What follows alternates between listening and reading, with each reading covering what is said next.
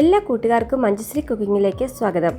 Egg കറി ഉണ്ടാക്കാൻ നമുക്ക് എല്ലാവർക്കും അറിയാം. പക്ഷേ ഞാനിന്ന് ഉണ്ടാക്കുന്ന എഗ്ഗ് കറി കുറച്ച് വ്യത്യാസമായിട്ട് വളരെ ടേസ്റ്റുള്ളൊരു കറിയാണ്. നമ്മൾ ചപ്പാത്തിയുടെയും ചോറിൻ്റെയും ഒക്കെ കൂടെ കഴിക്കാൻ പറ്റുന്ന ടേസ്റ്റി ആയിട്ടുള്ളൊരു എഗ്ഗ് കറി. കുറച്ച് വ്യത്യാസമായിട്ടുള്ള രീതിയിലാണ് ഞാൻ ഉണ്ടാക്കുന്നത്. അപ്പോൾ നിങ്ങളെല്ലാവരും ഒന്ന് ഉണ്ടാക്കി നോക്കണം. ഇന്നത്തെ സ്പെഷ്യൽ എഗ്ഗ് കറിക്ക് ആവശ്യമായിട്ടുള്ള ഇൻഗ്രീഡിയൻസ് ഒക്കെ ഞാൻ ഡിസ്ക്രിപ്ഷൻ ബോക്സിൽ വിശദമായിട്ട് കൊടുത്തിട്ടുണ്ട്. നിങ്ങൾക്ക് എന്തെങ്കിലും ഡൗട്ട് ഉണ്ടെങ്കിൽ അതിൽ നോക്കിയാൽ മതി. അപ്പോൾ നമുക്കിനി ഡയറക്റ്റായിട്ട് ഇതെങ്ങനെയാണ് ഉണ്ടാക്കുന്നതെന്ന് നോക്കാം. ആദ്യം തന്നെ ഒരു പാൻ വെച്ചു. അതിലേക്ക് ഞാനൊരു 3 ടീസ്പൂൺ കോക്കനട്ട് ഓയിലാണ് ചേർത്ത് കൊടുത്തത്. നാടൻ വെളിച്ചെണ്ണയിൽ തന്നെ ഉണ്ടാക്കണം, അപ്പോഴാണ് ഈ എഗ്ഗ് കറിക്ക് നല്ല ടേസ്റ്റ് കിട്ടുള്ളൂ. അതിലേക്ക് ചെറുതായിട്ട് അരിഞ്ഞിട്ടുള്ള ഇഞ്ചിയും വെളുത്തുള്ളിയും അതേപോലെ 2 പച്ചമുളക് കീറിയതും കൂടി ഒന്ന് ചേർത്ത് കൊടുത്തു. ഇനി ഇത് ചെറുതായിട്ടൊന്ന് വഴറ്റിയെടുത്താൽ മതി. അതിൻ്റെ ചെറിയ പച്ച ടേസ്റ്റ് ഒന്ന് മാറുമ്പോൾ തന്നെ നമുക്കതിലേക്ക് ഒരു 3 സവോള ഞാൻ അരിഞ്ഞെടുത്തിട്ടുണ്ടായിരുന്നു, അത് ഇതിലേക്ക് ചേർത്ത് കൊടുക്കുകയാണ്. ഇനി ഇതൊന്ന് വാട്ടിയെടുക്കണം. സവോള എളുപ്പം വഴണ്ട് വരാനുള്ള ഒരു ട്രിക്ക് ഞാൻ പറയാം. ഇതിലേക്ക് നമ്മൾ ഇത് വഴറ്റിയെടുക്കുമ്പോൾ കുറച്ച് ഉപ്പ് കൂടെ ചേർത്തിട്ട് വഴറ്റിയെടുത്താൽ മതി. അപ്പോൾ നമുക്കത് പെട്ടെന്ന് തന്നെ ഒന്ന് വാടി കിട്ടും. ഇപ്പോൾ ഏകദേശം ഇത് സവോളയൊക്കെ ഒന്ന് വാടി വന്നിട്ടുണ്ട്. ഇത് മതി. ഈ ഒരു പാകമാകുമ്പോൾ നമുക്ക് അതിലേക്ക് ആവശ്യമായിട്ടുള്ള മസാലപ്പൊടികൾ ചേർത്ത് കൊടുക്കാം. ഒരു 1/2 ടീസ്പൂൺ മഞ്ഞൾപ്പൊടി ചേർത്ത് കൊടുക്കാം, 1 ടീസ്പൂൺ മുളക് പൊടി,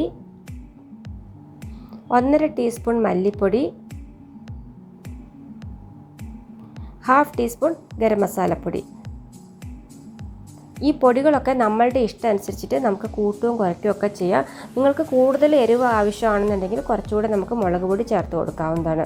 അപ്പോൾ ഞാൻ ഉണ്ടാക്കുന്നത് ഏകദേശം ഒരു മീഡിയം സ്പൈസി ആയിട്ടുള്ള രീതിയിലാണ് ഈ കറി ഉണ്ടാക്കുന്നത്. ഇനി ഇത് നന്നായിട്ടൊന്ന് വഴറ്റിയെടുക്കണം. ഈ പൊടികളുടെയൊക്കെ പച്ച ടേസ്റ്റ് ഒന്ന് മാറുന്നവരെ നന്നായിട്ടൊന്ന് വഴറ്റിയെടുക്കാം. ഇപ്പോൾ ഇത് നന്നായിട്ടൊന്ന് വഴണ്ട് വന്നിട്ടുണ്ട്. പൊടികളുടെ പച്ച ടേസ്റ്റൊക്കെ മാറിയിട്ടുണ്ട്.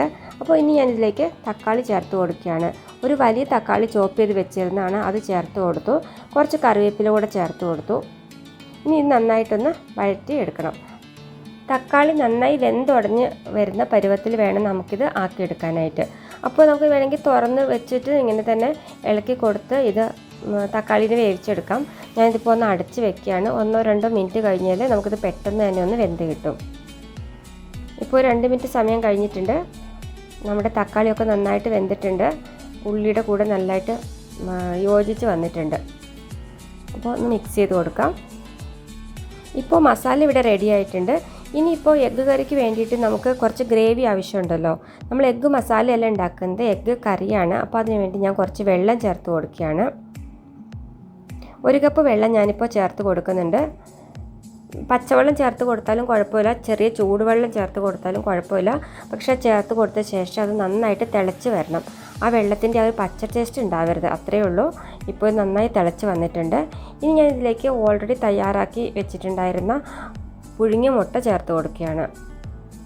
4 മുട്ടയാണ് ഞാനിവിടെ പുഴുങ്ങി വെച്ചിട്ടുണ്ടായിരുന്നത്. അപ്പോൾ അത് ഇതിലേക്ക് ചേർത്ത് കൊടുക്കാം. ഇനി പതുക്കെ ഞാനൊന്ന് കോട്ടിങ് ചെയ്ത് കൊടുക്കുകയാണ് അതിന് മുകളിലേക്ക്. അതിനുശേഷം നമുക്ക് ഒന്ന് അടച്ച് വെക്കാം. അടച്ച് വെച്ചിട്ട് 1-2 മിനിറ്റ് സമയം അടച്ച് വെച്ചിട്ടൊന്ന് വേവിച്ചെടുക്കാം. ഈ മസാല എഗ്ഗിൻ്റെ ഉള്ളിലേക്ക് കിട്ടാൻ വേണ്ടിയിട്ടാണ് ഇങ്ങനെ നമ്മൾ ചെറിയ തീയിൽ വെച്ചിട്ട് ഇതൊന്ന് ബോയിൽ ചെയ്തെടുക്കുന്നത്. മുട്ട മുഴുവനായിട്ട് മസാലയിലേക്ക് ഇടുന്നതിന് പകരം വേണമെങ്കിൽ നടുക്കുന്ന് കട്ട് ചെയ്തിട്ട് ഇടാം. അല്ലെങ്കിൽ ഫോർക്ക് കൊണ്ട് മുട്ടയിൽ ചെറുതായിട്ട് കുത്തി കൊടുത്താലും ഉള്ളിലേക്ക് പെട്ടെന്ന് തന്നെ മസാല അബ്സോർവ് ചെയ്യാൻ സാധിക്കും.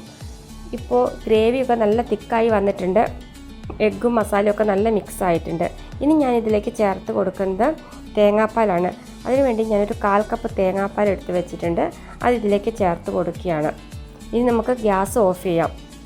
തേങ്ങാപ്പാൽ ചേർത്ത് കഴിഞ്ഞാൽ പിന്നെ നമുക്ക് ഇത് തിളപ്പിക്കേണ്ട ആവശ്യമില്ല. ഗ്യാസ് ഓഫ് ചെയ്തു. ഈ ഒരു ചൂട് തന്നെ ഇരുന്നിട്ട് ഈ തേങ്ങാപ്പാലും ഈ ബാക്കിയുള്ള മസാലയും കൂടി അങ്ങ് മിക്സ് ആയിക്കോളും. അപ്പോൾ ഇന്നത്തെ ഇതിൽ പ്രത്യേകതയായിട്ട് ഞാൻ ചേർത്തിട്ടുള്ളത് തേങ്ങാപ്പാലാണ്.